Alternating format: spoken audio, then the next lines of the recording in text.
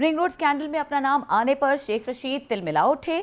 शेख रशीद ने फतेह जंग में अपनी ज़रई जमीन फरोख्त करने का एतराफ कर लिया। कुछ तो ऐसे हैं जिनको टीवी पे नहीं चलाया जा सकता कि शेख साहब इतनी गाली गलोच करते थे, एक सवाल का सामना नहीं कर सके आज कराची में। एक उनका बस नहीं चल रहा था, उस रिपोर्टर से मुंह नोच लें बस जो है, उसने उसको बदतमीजाना अंदाज में उसका जवाब। तो ये किधर से इतनी दौलत आ गई?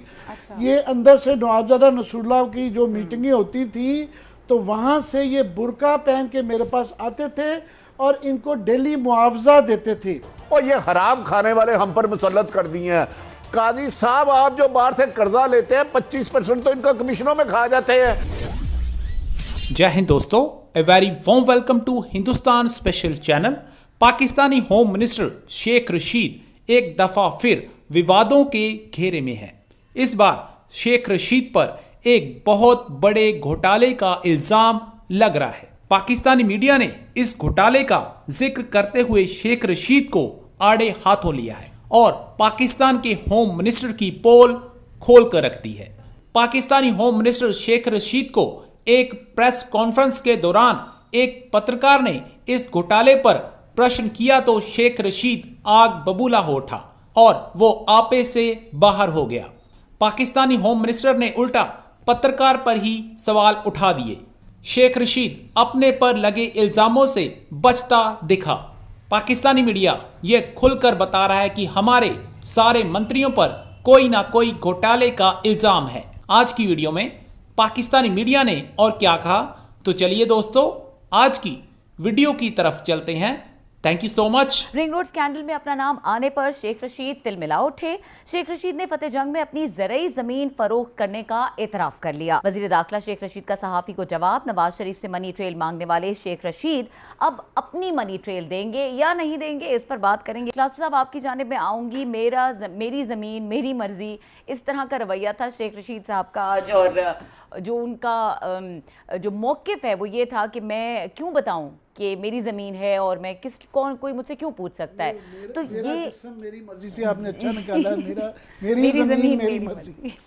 ये शेख साहब जो हैं, इन्होंने यह खिड़की तोड़ हफ्ते इन्होंने ये मनाए थे। जब पनामा आया था 1001 टीवी शोज़ किए और शरीफ ख़ानदान पे वो तबरे पड़े इन्होंने, वो इन्होंने बातें की, वो गाली गलोच था। इवन बहुत सारे मैं क्लिप अभी हमारी टीम तैयार कर रही थी, हमारी कुर्रतुल ऐन है कराची से, हमारी व्यूअर हैं, वो भी अक्सर हमारी मदद करती रहती है। उन्होंने कुछ भेजे। कुछ तो ऐसे हैं जिनको टीवी पे नहीं चलाया जा सकता कि शेख साहब इतनी गाली गलोच करते थे नवाज शरीफ साहब पे, कंपनी पे। तो जनाब शेख साहब से पूछा जाना चाहिए कि हुजूर आप रहते कहाँ पे हैं? बात तो गरीबों की करते हैं ना, रहते कहाँ पे हैं? वो कहते हैं मैं रहता कहाँ हूँ, आपका क्या मसला है? मैं ज़मीनें किसको बेचता हूँ, आपका क्या मसला है? रिंग रोड से कितनी दूर है, नहीं आपका मसला नहीं है, ये मेरा मसला है। मैंने कितने रेट पे बेची है, आप कौन होते मुझे पूछने वाले? यही शेख साहब जिन्होंने 1001 सवालात बिलावल से किए, जरदारी साहब से किए, इन्होंने नवाज शरीफ पे किए, एक सवाल का सामना नहीं कर सके आज कराची में। एक उनका बस नहीं चल रहा था, उस रिपोर्टर से मुंह नोच लें बस जो है, उसने उसको बदतमीजाना अंदाज में उसका जवाब दिया। बहुत ज्यादा। खुद जब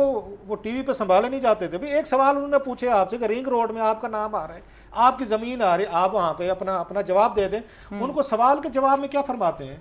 वो ये फरमाते हैं कि आपको टीवी पे आने का, अपना नाम सुनने का, शक्ल दिखाने का शौक है, आपने इसलिए मुझसे सवाल किया, जरा जवाब सुने। तो हुजूर आपको भी यही शौक था। मैं ये चाहता हूँ कि इससे पहले हम जाएं, जरा आज इनका एक ना क्लिप देखें। तमाम स्कैंडल्स के खिलाफ तहकीकात चल रही है। मेरा कोई मसला नहीं है, मैं अपनी ज़मीन बेचता हूँ। पिछले मेरा कोई ज़रिया माश नहीं है। सुप्रीम कोर्ट के फुल बेंच ने अल्हम्दुलिल्लाह मेरी ज़मीन का फ़ैसला किया है। मैं बेचूँ, मेरी मर्ज़ी, किसी का इसमें क्या अमल दखल है? कोई रिंग रोड से तो वो पता नहीं कितने, मुझे ये भी नहीं पता वो कहाँ होगी। वैसे ही अगर आपको शौक है खबर में सवाल बनाने का और आपकी ख्वाहिश है कि आप नजर आए तो ठीक है।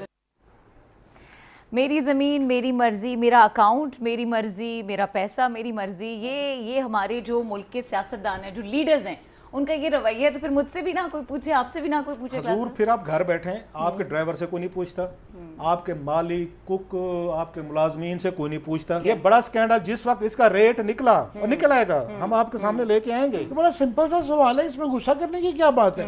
और आराम से हम शायद उसको इग्नोर करते, अगर वो कॉन्फिडेंटली दो चार बातें बड़े आराम से बताते तो शायद हम शक ना करते। मगर अब हम ज्यादा जरा मशकूक हो गए। ये जो है अगर जरिया मुआश नहीं है तो ये हमें जरा एक्सप्लेन कर दें, ये 1100 कनाल का ये फार्म हाउस आ कैसे गया? तो ये किधर से इतनी दौलत आ गई? जो मैं कहना नहीं चाहता था, क्योंकि मगर उन्होंने मेरी सख्त बातें आज की हैं, बड़ा उनका रवैया बहुत सख्त था।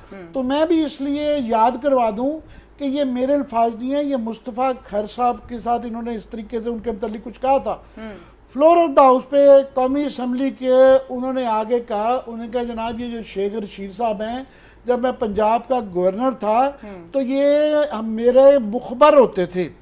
ये अंदर से नवाबजादा नसरुल्लाह की जो मीटिंगें होती थी तो वहाँ से ये बुरका पहन के मेरे पास आते थे और इनको डेली मुआवजा देते थे।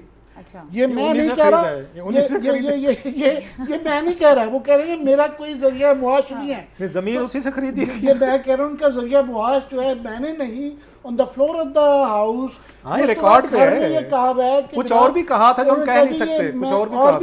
इससे भी ज्यादा अल्फाज है कि वो पार्लियामेंट हालांकि फ्लोर पे कहे हुए हैं, वो मैं नहीं कह सकता, वो मैं नहीं कहूँगा। ये मैं आपको बताऊं कि अगर आप देखें और जो आखिरी रिपोर्ट आई थी उसमें जो मिलिट्री का जो था बजट उससे कहीं ज्यादा कारपोरेट वारदात थी जिसको ये प्रिजाइड ओवर करते हैं, ये एस्टेब्लिशमेंट से लड़के हमें अपने हकूक देंगे। तो ये अपने खाने पीने की लड़ाई पे लड़ रहे हैं जनाब। और ये जो 360 फिगर है, इट्स अ पीनट।